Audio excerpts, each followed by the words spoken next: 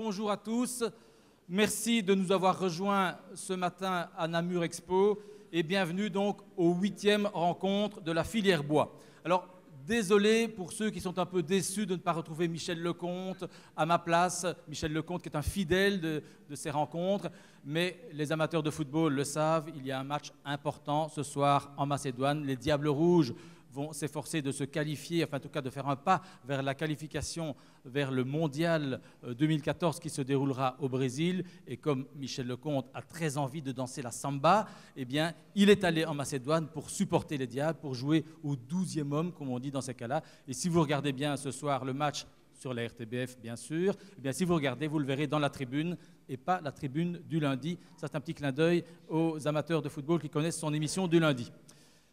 Le bois, une filière pleine de ressources. Si vous avez bien regardé le thème de ces rencontres cette année, si vous avez bien regardé la phrase sur les affiches, sur les prospectus, sur les cartons d'invitation, vous aurez remarqué que cette phrase, le bois, une filière pleine de ressources, est suivie d'un point d'exclamation et d'interrogation. Alors, ce n'est pas une faute de frappe, ce n'est pas une coquetterie de l'imprimeur, ce n'est pas une hésitation, il s'est peut-être dit, voilà, j'hésite entre l'un et l'autre, je vais mettre les deux, comme ça tout le monde sera content. Non, non, c'est tout à fait volontaire et ça a un sens. Ça a un sens. Le point d'interrogation, tout d'abord, il souligne évidemment un questionnement, mais aussi une inquiétude.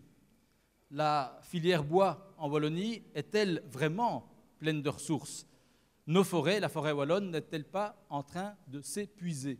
On sait que la demande de bois augmente un peu partout, surtout les résineux, à cause bien sûr du succès de la construction en bois, c'est très tendance, on va encore le vérifier lors de ce salon bois et habitat qui commence aujourd'hui. On verra aussi que le bois est une ressource d'énergie de plus en plus prisée, évidemment, c'est une alternative aux combustibles fossiles, et avec le prix du pétrole et le prix du gaz qui augmentent, bien évidemment, cette tendance ne fera qu'accroître à l'avenir, et donc la demande ne fera que croître. Or, face à cette demande croissante, eh bien, l'offre a un peu du mal à suivre. On ne peut pas augmenter les quantités de bois disponibles comme ça du jour au lendemain. Pas question non plus d'étendre les surfaces boisées si facilement. Et de toute façon, ça prendrait du temps et ça ne résoudrait pas les problèmes de demande actuels. Résultat, bien, c'est une règle économique de base. Quand la demande augmente et que l'offre est limitée, bien, les prix grimpent. C'est ce qui se passe. Et la tentation est grande pour les propriétaires forestiers de vendre, de couper leurs arbres avant qu'ils arrivent à maturité, d'aller un peu plus vite que la nature, ce qui revient un peu à manger son capital. Si on prélève plus de bois que la forêt n'en produit, bien, on finit par épuiser la source. Ça m'a fait un peu penser, quand j'ai préparé cette matinée, ça m'a fait un peu penser à la surpêche. Vous voyez, quand les pêcheurs pêchent des poissons qui ne sont pas encore arrivés à l'âge adulte, eh bien, il ne faut pas s'étonner après que les mers se dépeuplent et qu'on ait des problèmes d'approvisionnement et de prix qui augmentent. J'ai l'impression que c'est un petit peu la même chose dans la filière du bois. Bref, pour reprendre une autre image, la forêt wallonne, c'est un peu un gâteau autour duquel se pressent des convives de plus en plus nombreux et de plus en plus gourmands. Et dans ces cas-là, soit les parts rapetissent, soit il y en a certains qui restent sur leur faim. Nous parlerons donc de ceci, de cette pression sur la ressource du bois dans une première partie. Mais à côté du point d'interrogation, il y a aussi un point d'exclamation. Car si la ressource bois est sous pression, si on ne peut pas augmenter à court terme les quantités de bois rond disponibles, eh bien, il y a pourtant des méthodes, des techniques pour en tirer un meilleur parti de cette ressource forestière et ainsi l'épargner. Ça revient un peu à faire mieux ou à faire plus avec la même quantité de bois, et ça fera partie de la deuxième partie de la matinée. Mais avant d'attaquer ce copieux menu, je vous propose de prendre d'abord un petit apéro, un petit apéritif, et rien de tel qu'un chef de cabinet de ministre pour nous le servir. Il a renoncé, lui, à aller en Macédoine pour supporter les Diables, il a même renoncé à aller au Vatican pour l'intronisation du pape François, pour être sûr d'être là ce matin.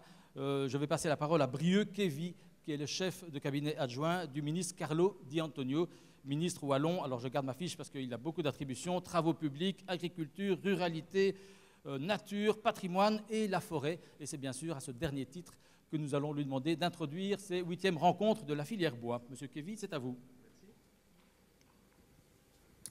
Voilà, bonjour à toutes et tous. Je vais faire comme M. Bévert, je vais commencer mon introduction en disant vous vous attendiez sans doute à voir un ministre devant vous, c'est pas de chance. Mais lui, il n'est pas en Macédoine, il est pris par le ministre Di Antonio et donc pris par d'autres obligations, il ne pourra pas nous rejoindre. Il m'a demandé évidemment de vous présenter ses excuses pour ce petit contretemps de dernière minute et surtout de vous dire ces quelques mots en son nom. Alors, mesdames et messieurs, je suis évidemment ravi de pouvoir introduire aujourd'hui la rencontre Filière Bois et d'ouvrir surtout le débat sur notre forêt et ses multiples ressources. La qualité et la quantité de bois récoltés dans nos forêts wallonnes ont très souvent fait l'objet d'oppositions. Opposition entre les propriétaires et les gestionnaires d'une part et les marchands de bois et les scieurs d'autre part. Le reportage que vous allez voir juste après mon intervention fait état d'un certain nombre de craintes des acteurs de la filière sur l'approvisionnement de nos entreprises de transformation du bois.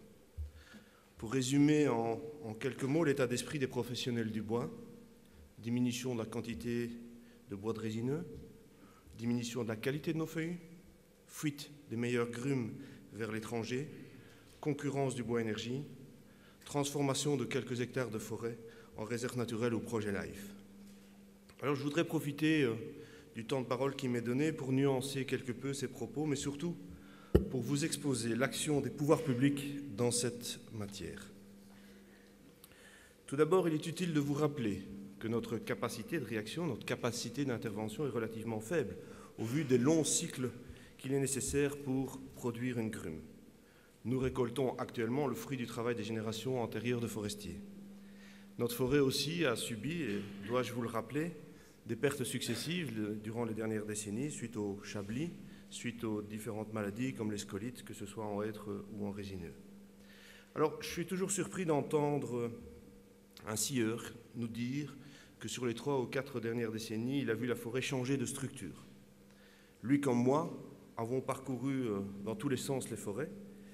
Il ne pouvait que constater que les gros bois de résineux de plus de 80 ans étaient nombreux, trop nombreux, et que derrière eux, nous aurions des creux d'approvisionnement. Creux d'approvisionnement parce que les vagues successives de plantation n'ont pas toujours été correctement étalées dans le temps. Tous les forestiers de cette salle ont connaissance de cette situation. Je ne connais pas un cantonnement où il n'y a pas des plans de régénération d'épaisseur étalés sur les 20 ou 30 prochaines années afin de calculer les surfaces de mise à blanc de sorte de mettre sur le marché des quantités de bois équivalentes d'année en année. Alors nous avons en Wallonie un patrimoine forestier exceptionnel. Plusieurs générations de forestiers et de propriétaires se sont succédés pour gérer, pour améliorer cette forêt. Sur les 150 dernières années, la surface forestière a considérablement augmenté. Nous sommes passés de 315 000 hectares à 550 000 hectares aujourd'hui. Mais surtout, la qualité de nos forêts et la production en bois se sont largement améliorées. Ça, c'est déjà un premier constat qu'il faut rappeler. Deuxième constat. En Wallonie, nous ne sommes pas restés inactifs devant cette nécessaire évolution de la forêt wallonne et dans la volonté d'offrir à nos entreprises du bois de qualité et en quantité suffisante. La région wallonne a développé plusieurs outils pour répondre à ces deux objectifs. Premièrement, l'inventaire permanent des ressources forestières en Wallonie, qui est en place depuis les années 90. Dans ce domaine, nous pouvons compter sur la grande expertise du département de la nature et des forêts. Selon les derniers chiffres de cet inventaire, la forêt wallonne comprend 272 000 hectares de peuplement feuillu, 203 000 hectares de futaies résineuses, 73 000 hectares d'espaces ouverts. Les peuplements occupent donc 87% de l'étendue forestière globale. Alors, au-delà de la stabilité et de la couverture forestière, cet inventaire permet, entre autres, de suivre l'évolution de la structure de nos forêts wallonnes.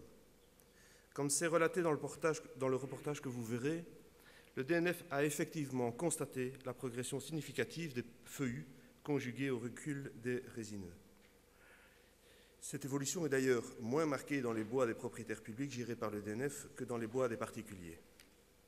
Il est par ailleurs important de noter la disparité entre feuillus et résineux en ce qui concerne la comparaison de la récolte des bois par rapport à l'accroissement de la forêt. En effet, au niveau des feuillus, seulement les 2/3 de l'accroissement sont prélevés globalement. Il existe donc une capitalisation de matériel ligneux pour ces essences, essentiellement dans les bois des particuliers et dans une moindre mesure dans les bois des forêts publiques. A l'inverse, en résineux, il convient de souligner que les volumes prélevés dépassent la production des peuplements, et ce spécialement dans les bois privés. Ce monitoring permanent de la forêt, de notre patrimoine forestier, permet donc de prendre des décisions nécessaires en fonction des objectifs poursuivis.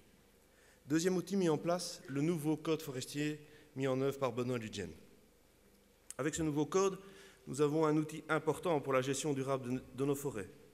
Nous avons la garantie que nous gérons nos forêts de manière raisonnée. Alors, de très nombreuses discussions ont eu lieu lorsqu'on a rédigé ce code. Très nombreuses discussions ont eu lieu sur l'équilibre à atteindre entre la répartition des peuplements capables d'approvisionner nos scieries. Étienne Gérard, qui est dans la salle, et moi-même avons assisté, lors de la rédaction de ce code, à de nombreuses bagarres entre les producteurs de feuillus d'une part et les pro-résineux d'autre part. Tout ceci a débouché sur l'adoption de l'article 1er du Code forestier, qui impose dans le contexte du développement durable des bois et forêts, je cite, « le maintien d'un équilibre entre les peuplements résineux et les peuplements feuillus ». Cet équilibre étant défini comme la répartition en 2008 entre les peuplements feuillus résineux, à savoir 53% pour les feuillus et 47% pour les résineux. L'outil de contrôle du respect de cette répartition est évidemment l'inventaire forestier mené par le DNF. Nous sommes donc en pleine réflexion sur la manière de respecter cet équilibre, puisque comme je viens de vous le dire et comme on va vous l'expliquer dans le reportage, cet équilibre, la tendance est justement à l'augmentation des feuillus et à la diminution des résineux. Alors un plan en 4 phases est déjà imaginé par le DNF et soutenu par le ministre Di Antonio. Je n'entrerai évidemment pas dans les détails de ce plan, vous en discuterez sans doute dans la journée, mais il consiste à valoriser au maximum les surfaces de mise à blanc non replantées par des espèces productives telles que le Douglas, de convertir les peuplements feuillus de mauvaise qualité en résineux et toujours principalement en Douglas, et de maintenir en feuillus toutes les surfaces exploitées au titre de l'environnement en recherchant là aussi la productivité maximale. Troisième outil mis en place en Wallonie, l'Office économique wallon du bois. L'objectif est ici de rechercher la meilleure valorisation de notre matière première ligneuse. Quand on sait que 90% de la surface forestière est actuellement destinée à la production ligneuse, on se rend compte de l'importance économique en termes de fourniture de matières premières et d'emploi. Annuellement, nous produisons près de 3 800 000 mètres cubes de bois et les ventes de bois génèrent à peu près plus de 100 millions de recettes par année. Alors, en tant que ministre de la Forêt, Caro Di Antonio se devait de tout mettre en œuvre pour pouvoir valoriser cette matière première dans les utilisations les plus nobles au travers des 3 800 entreprises de transformation du bois. Alors actuellement, le gouvernement wallon est en train de définir une stratégie Horizon 2022. En quelque sorte, il s'agit d'avoir une continuité sur les 2 plans Marshall qui ont précédé. Alors, le ministre Di Antonio se bat pour qu'au travers de cette stratégie Horizon 2022 soit reconnue à leur juste valeur tant la filière bois que l'agriculture, puisque ces 2 domaines sont les plus grands fournisseurs de matières premières en Wallonie. Aux yeux du ministre, il est primordial de vouloir valoriser ces ressources, surtout de les transformer chez nous, en Wallonie, pour en augmenter la valeur ajoutée. La construction bois l'a bien compris. Aujourd'hui, alors qu'en seulement 5% de bois indigènes sont utilisés en Flandre pour de telles constructions, pour les constructions en bois, il s'agit bien de 60% de bois indigènes utilisés en Wallonie. Cela démontre à souhait qu'il est possible de valoriser notre bois wallon sur notre territoire. L'Office économique wallon du bois sera un outil essentiel pour instaurer les conditions propices au développement économique de la filière bois en Wallonie. En 2012, l'Office a déjà pu concrétiser certains projets. On vous en reparlera sûrement durant toute cette journée. Pour terminer, la Wallonie a également développé un autre outil pour la mobilisation du bois en forêt privée cette fois-ci. Il s'agit de la cellule d'appui à la petite propriété privée. La forêt privée, c'est à peu près 290 000 hectares, soit 53% de la forêt wallonne, et on estime que les propriétés de moins de 5 hectares constituent quant à elles un quart de la surface forestière privée et surtout concernent 90% des propriétaires. Valoriser les ressources en bois de ces parcelles constitue un potentiel très important, mais est loin d'être chose aisée compte tenu des faibles surfaces et surtout du faible volume de bois concerné. Afin de mener des actions spécifiques devant permettre d'encourager, soutenir, voire stimuler les propriétaires de petites parcelles forestières privées, Carlo Di Antonio a soutenu la mise en place de cette cellule d'appui à la propriété forêt privée, et ce au sein de l'Office économique du bois. Attendue depuis de longues années, cette cellule constitue, entre autres, un guichet d'information susceptible de contribuer à mobiliser et à valoriser au mieux les ressources forestières privées. Après seulement quelques mois d'activité, plus de 220 propriétaires se sont déjà manifestés auprès de cette cellule. Je ne serai pas beaucoup plus long, mais en conclusion, je tiens à vous rappeler que les constats qu'on va vous présenter dans le reportage filmé sont effectivement importants, voire alarmants pour l'avenir de la filière bois. Mais ils ne sont pas nouveaux. Je dirais même qu'ils sont structurels. La répartition des classes d'âge des peuplements est connue de longue date. Les peuplements installés dans des conditions inadéquates étaient aussi identifiés et voués à une transformation indépendamment des programmes de conservation de la nature. La Wallonie et le département de la nature et des forêts se sont dotés de moyens importants pour assurer le développement structurel de notre filière bois afin de valoriser au mieux le bois issu de notre patrimoine forestier wallon. De beaux jours s'ouvrent pour notre capitale forêt. Le savoir-faire des entrepreneurs wallons tirera le maximum de notre production en protégeant et pour protéger notre environnement. Nous sommes convaincus qu'ensemble, nous planterons des hêtres, des chênes, des douglas, des épicéas aujourd'hui et qu'ils trouveront leur place ici, dans ce salon Bois et Habitat, dans quelques décennies. Pour terminer, permettez-moi de remercier particulièrement tous les organisateurs de cette journée. Chaque année, c'est une belle réussite et surtout, c'est une réelle opportunité pour tous les acteurs de la filière bois de se rencontrer, d'échanger les résultats de leur expérience personnelle, de confronter leur avis sur l'avenir du secteur. Je ne pense pas me tromper en disant que ce rendez-vous devenu incontournable entre les propriétaires, les gestionnaires, le DNF et les professionnels de l'exploitation et de la transformation du bois a permis, tout au long de ces 8 années, de réellement poser les bases d'un développement de notre filière bois. Je vous souhaite une belle journée d'études et de réflexion et merci de votre attention.